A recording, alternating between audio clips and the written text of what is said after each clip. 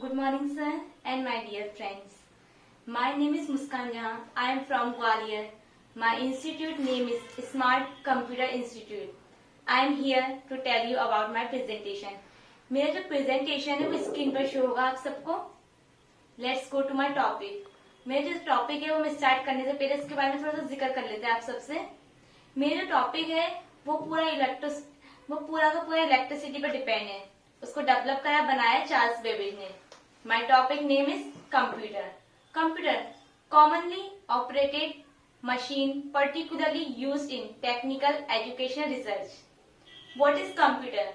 Computer क्या है? हमने कंप्यूटर देखा तो है, हमने स्कूल्स में देखा है, ऑफिस में देखा है, कंपनीज में देखा है. बट जब भी कोई पूछता है हमसे व्हाट इज कंप्यूटर, कंप्यूटर क्या है, तो हमारे दिमाग में क्वेश्चन मार्क आ जाता है, क्योंकि हमें पर्टिकुलरली पता ही नहीं कंप्यूटर होता क्या है. तो आज हम उसके बारे में थोड़ा डिटेल में जानते हैं. What is computer? Computer is an electronic device. Computer एक इलेक्ट्रॉनिक डिवाइस है जो इलेक्ट्रिसिटी पर डिपेंड है. Parts of computer. कंप्यूटर के मुख्य भाग: monitor, CPU, keyboard, mouse. Monitor looks like a TV screen. Monitor का जो लुक है वो टीवी स्क्रीन के साथ सिमिलर है. Monitor is an output device. Monitor output device है, वहां से हमें चीजें प्राप्त होती है.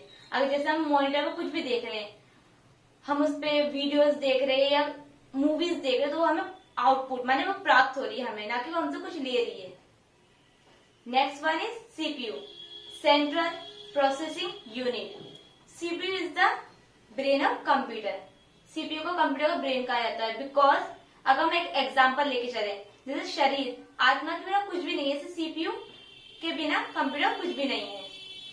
सीपीयू के 3 पार्ट्स होते हैं: CU, ALU, memory. CU just like a फूफा जी. ALU like a father, memory like a mother. तो इसको हम एक स्टोरी वाइज समझते हैं.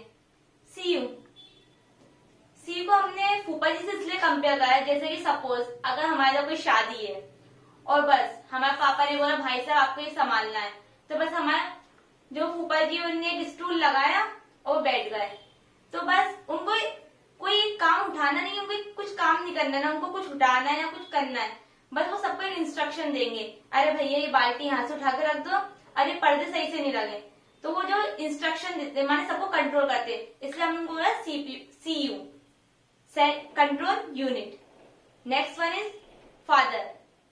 हमने माने ALU को हमने कंपेयर करा फादर से, बिकॉज जो हमारे पापा होते हैं वो लॉजिकल काम देखते, जैसे कि कितना बिल आया, कितना हमें कहाँ देना है, अरे ये ज्यादा बिल आ गए यहाँ का, अरे ये कम पैसे लग गए. तो हमारे जो पापा होते हैं वो लॉजिकल काम देखते हैं, इसलिए हमने उनको दिया ALU, arithmetic logic unit. And last one is memory. Memory just like a mother. हमने सब मम्मी से इसलिए कंपेयर करा है, जैसे कि अगर हमें ऑफिस जाना है, स्कूल जाना है, और हमने उनसे बोल दिया कि हमें 5 बजे उठा दो, 6 बजे उठा दो, तो उनके दिमाग में एक ये चीज स्टोर हो गई. तो बस अगर हमारा मोबाइल बजे ना बजे, अलार्म बजे ना बजे, हमें मम्मी पहले से बोलेंगे बेटा उठ जाओ, तुम्हारा टाइम हो गया, तो वो स्टोर कर लेते हैं. इसलिए हमें उनको कंपेयर करा मेमोरी से. अब हमारे थर्ड जो है वो है हमारा keyboard. Keyboard has 108 keys. Keyboard जो होता है उसमें टोटल 108 कीज होती है, जिससे हम टाइपिंग करते हैं. Keyboard is an essential input device. Keyboard से हम कुछ भी चीज इन करते हैं, एंटर करते हैं, इसलिए उसको इसेंशियल इनपुट डिवाइस कहा जाता है. And last one is mouse. Mouse एक पॉइंटिंग डिवाइस है, क्योंकि इससे हम कुछ भी चीज मॉनिटर में हम उससे ड्रैग करते, क्लिक करते, ओपन करते, क्लोज करते हैं, तो माउस को पॉइंटिंग डिवाइस कहा गया है. Mouse is an essential input device. इसको इनपुट डिवाइस भी कहते हैं, क्योंकि इससे हम कुछ भी चीज इन करते, एंटर करते हैं. तो हमने कुछ पार्ट्स देखे कंप्यूटर के, तो हम इसकी जनरेशन भी देख लेते हैं. Generation of computer. कंप्यूटर की पीढ़ियां. First generation time period 1945 to 1956. Technology. इसमें जो टेक्नोलॉजी आई थी वो आई थी वैक्यूम ट्यूब. लेट्स लुक, ये आपको स्क्रीन पे दिख रही है. Second generation time period 1956 to 1964. इसमें जो टेक्नोलॉजी आई थी हमारी वो आई थी ट्रांजिस्टर. लेट्स लुक, ये भी आपको स्क्रीन पर शो हो रही है. Third generation time period 1965 to 1971। इसमें जो टेक्नोलॉजी आई थी हमारी वो आई थी इसमें जो हमारी टेक्नोलॉजी आई थी वो आई थी आईसी, इंटीग्रेटेड सर्किट। इसको जो इन्वेंट करा था उनने कहा था जैक कैल्विन ने। Fourth generation 1971 to 1985। इसमें हमारी टेक्नोलॉजी आई थी माइक्रो प्रोसेसर यूएलएसआई। ये माने जो हमारी फोर्थ जनरेशन थी इसमें हमारा फर्स्ट सुपर कंप्यूटर बना था सीवीसी, फर्स्ट सुपर कंप्यूटर। और इंडिया का फर्स्ट सुपर कंप्यूटर है Param, India first super computer. And last generation fifth generation, time period 1985 to now, जो अभी तक हमारी चल रही है। इसमें हमारी जो टेक्नोलॉजी आई है VLSI, very large scale integration. अब हमने पार्ट्स भी देख लिए, हमने जनरेशन भी देख ली, तो हम इसका थोड़ा सा टाइप्स देख लेते कंप्यूटर के। टाइप्स ऑफ कंप्यूटर, कंप्यूटर के प्रकार। By mechanism, by size, by purpose. By mechanism आता है एनालॉग, डिजिटल और hybrid. By size micro, mini, main frame, super. By purpose general purpose, special purpose. तो बाय मैकेनिज्म में हमने देखा एनालॉग।